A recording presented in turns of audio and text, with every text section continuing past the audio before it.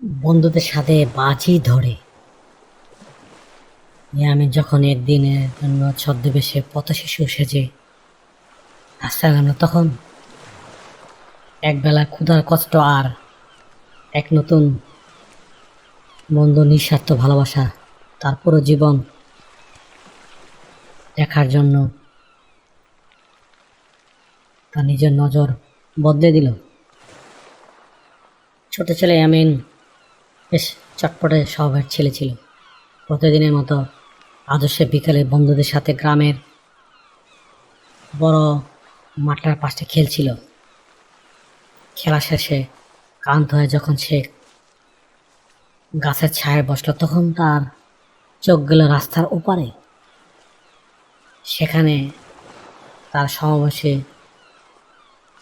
কিছু ছেলেরা ছেঁড়া গেঞ্জি পরে আর কাঁধে মস্ত বড় একটা ব্যাগ নিয়ে ডাস্টবিনা রাস্তার পাশ থেকে প্লাস্টিকের বোতল আর কাগজ কুড়াচ্ছে। লোক মুখে শুনেছে ওদেরকে বলা হয় টোকাই বা পথশিশু।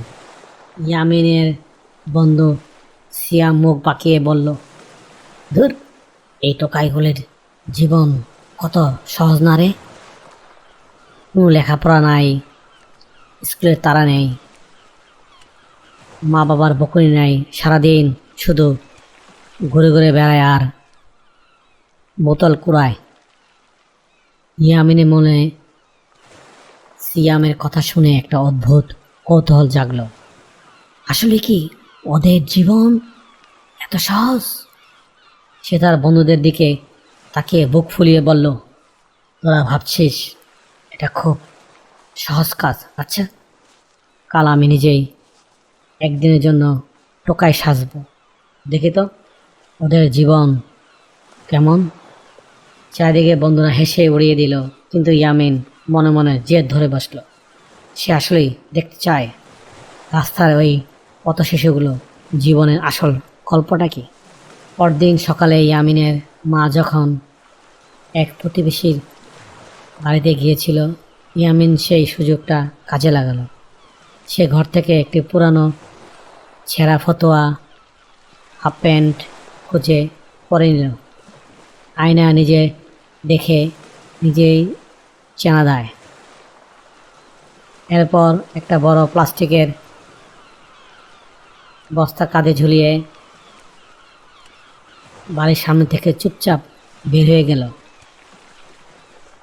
এদিকে বের হওয়ার পূর্বে পাকঘরে মাঠে চুলার হাড়ির ও পাতিলের তলার কালো রং গায়ে ও মুখে এদিকে করে এলোমেলো করে মেখে নিল, যেন তাকে নোংরা দেখা যায়।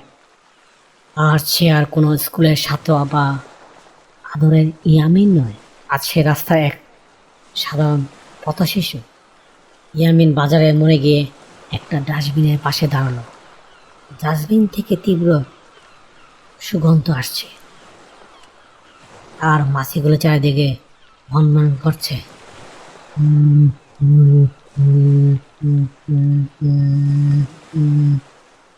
ইয়ামিন নাক চেপে ধরে একটা প্লাস্টিকের বোতল পুরো দেখলো। ঠিক তখনই পাশের হোটেলের ম্যানেজার এক বালতি ময়লা পানি ছুঁড়ে মারলেন ডাস্টবিনের দিকে। হোটেল ম্যানেজার খুব কড়স বলায় বলল, এই যারা শহরে এখান থেকে সকাল সকাল দোকানের সামনে এসে দাঁড়াইছিস কেন? ধরা। ময়লা পানির কয়েক ফোঁটা এসে ইয়ামিনের গায়ে লেগে গেল। তার মনটা ভীষণ খারাপ হয়ে গেল। সে তো কোনো অপরাধ করেনি, শুধু একটা বোতল বা তুলতে গিয়েছিল, কিন্তু কেউ তাকে মানুষ বলে গণ্য করছে না। ইয়ামিন বুঝতে পারলো এ জীবন শুরুটাই কতটা কঠিন। এদিকে ক্ষুধায় আর রোদে ইয়ামিনের গলা শুকিয়ে আসছিল। সে বাজারে এক কোণে একটা গাছের নিচে ক্লান্ত হয়ে বসে পড়ল। তার চোখ দিয়ে পানি পড়ছিল। ঠিক তখনই তার পাশে এসে বসলো ঠিক তারই বয়সী একটা ছেলে। তার কাঁধে একটা প্লাস্টিকের বস্তা। সে ছিল সেই ছেলেটি যাকে ইয়ামিন আগের দিন দেখেছিল। ছেলেটি তার বস্তার পাশে রেখে ইয়ামিনকে একটা মলিন হাসি দিল। সে ছেলের নাম আকাশ। সে বলছে, এরে বন্ধু, নতুন নামছিস বুঝে এই লাইনে? আগে তো তোরে কখন দেখি নাই। তোর নামটা কি রে? ইয়ামিন একটু থতমত খেয়ে বলল, আমার নাম ইয়ামিন। তোমার নাম কি? আকাশ বলল, আমার নামটা আকাশ। নে নে, খুব তো রোদ উঠছে, এই পানিটুকু খেয়ে নে। আকাশ তার বস্তার ভিতর থেকে একটি প্লাস্টিকের বোতল বের করলো, যার অর্ধেকটা পানি ভর্তি ছিল। ইয়ামিন প্রথমে একটু ইতস্তত করলো, পিপাসার চোটে পানিটুকু খেয়ে নিল। ইয়ামিন আকাশকে জিজ্ঞেস করলো, আচ্ছা আকাশ, তুমি স্কুলে যাও না কেন? সারাদিন এই রোদে বস্তা টানো, তোমার কষ্ট হয় না? আকাশ একটা দীর্ঘশ্বাস ফেলে বলল, হ্যাঁ, মগার স্কুল। আমগা আবার স্কুলে কিসের রে ভাই? বাবা নাই, মা অসুস্থ হইয়া রয়েছে। আমি এই বোতল কাগজ করাইয়া যাই, খাই দিয়া মায়ের ওষুধ আর চাল কিনি।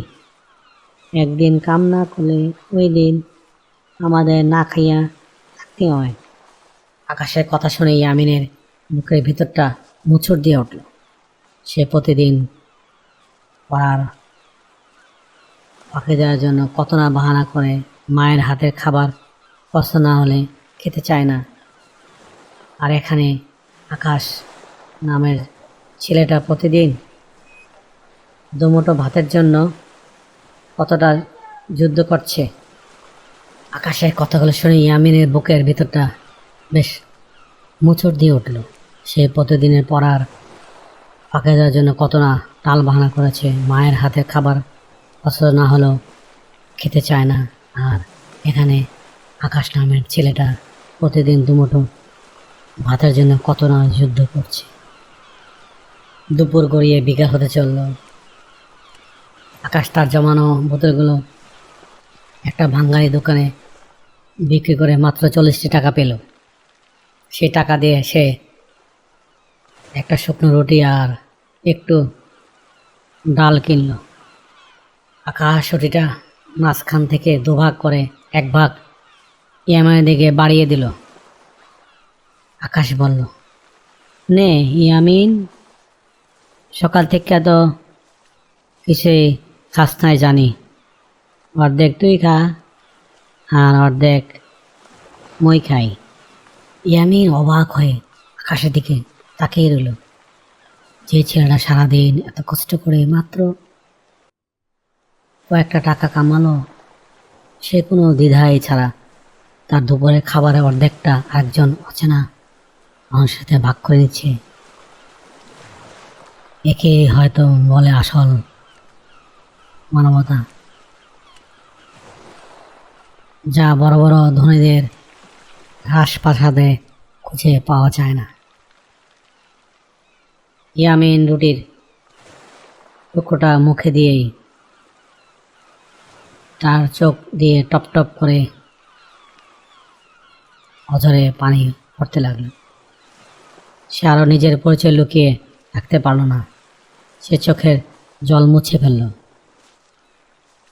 ইয়ামিন বলল, আকাশ, আমাকে মাফ করে দাও। আমি আসলে টোকাই নই। আমি তোমাদের জীবন কেমন তা দেখার জন্য বাজি ধরে এই ভেসে এখানে এসেছি। কিন্তু আজ আমি বুঝতে পেরেছি তোমরা কতটা কষ্ট করো আর তোমরা কতটা বড় মানের মানুষ। আকাশ প্রথমে অবাক হলো, রেগে গেল না। সে ইয়ামিনের মাথায় হাত দিয়ে বলল, তুই অনেক ভালো রে ইয়ামিন, অন্তর মদের কষ্টটা তুই বুঝতে পারলি। বড় লোকেরা তো ইয়া মদের দিকে তাকায়ও না। সন্ধ্যা নামার আগেই ইয়ামিন বাড়ি ফিরে এলো। মা তখন তাকে হন্য হয়ে খুঁজছিল। ইয়ামিনের অবস্থা দেখে মা তো অবাক। ইয়ামিন দৌড়ে গিয়ে তার মাকে জড়িয়ে ধরে কেঁদে ফেলল এবং বলল, মা, আমি আর কোনোদিন খাবার নষ্ট করব না, কোনোদিন স্কুল যেতে ফাঁকি দেব না। আমি আজ বুঝতে পেরেছি তুমি আর বাবা আমাকে কত সুখে রেখেছ। ইয়ামিন তার মাকে আকাশের কথা সব খুলে বলে। মা ইয়ামিনের কথা শুনে তার চোখ মুছে দিয়েছে এবং বললেন, তুমি আজ বড় খুব একটা শিক্ষা পেয়েছো বাবা। আল্লাহ আমাদের যে নিয়ামত দিয়েছে তার জন্য সবসময় শুকরিয়া করা উচিত, আর আমাদের উচিত এ অসহায় মানুষগুলোর পাশে দাঁড়ানো। পরদিন সকালে ইয়ামিন তার জমানো মাটির ব্যাংকটা ভেঙে সব টাকা বের করলো। সে তার স্কুলের পুরানো কিছু বই, খাতা আর ভালো কিছু জামা কাপড় একটা ব্যাগে ভরলো। তারপর তার মায়ের সাথে নিয়ে চলে গেল আকাশের ভাঙ্গা ঘরে। ইয়ামিন আকাশের হাতে বই আর জামাগুলো তুলে দিয়ে বলল, আকাশ, আজ থেকে তুমি আর একা নয়। আমি আমার বাবা মার সাথে কথা বলেছি, তোমার মায়ের চিকিৎসার দায়িত্ব আমরা নেব, আর প্রতিদিন বিকালে আমি তোমাকে আমাদের বাড়ির উঠানে বসে নিজে লেখাপড়া শেখাবো। আকাশ আনন্দে অতি খুশি হয়ে ইয়ামিনকে জড়িয়ে ধরল। দুই বন্ধু মুখের চড়া হাসি যেন চারপাশে রৌদ্রকেও হার মানালো। বন্ধুরা, ইয়ামিনের এই গল্প আমাদের চোখ খুলে দেয়। আমরা অনেকে সামান্য কিছু না পেয়ে মন খারাপ করি, মা বাবা রাগ করি, কিন্তু রাস্তার এই শিশুগুলোকে দিকে তাকালে বোঝা যায় আমরা কতটা ভালো আছি। আসুন আমরা এদের অবহেলা না করে পরম যত্নে বুকে টেনে নেই এবং আমাদের সাধ্যমতো ওদেরকে সাহায্য করি। হ্যালো বন্ধুরা, আজকের গল্পটি কেমন লাগলো কমেন্টসের মাধ্যমে নিচে জানিও। আবারও দেখা হবে অন্য কোনো গল্পে।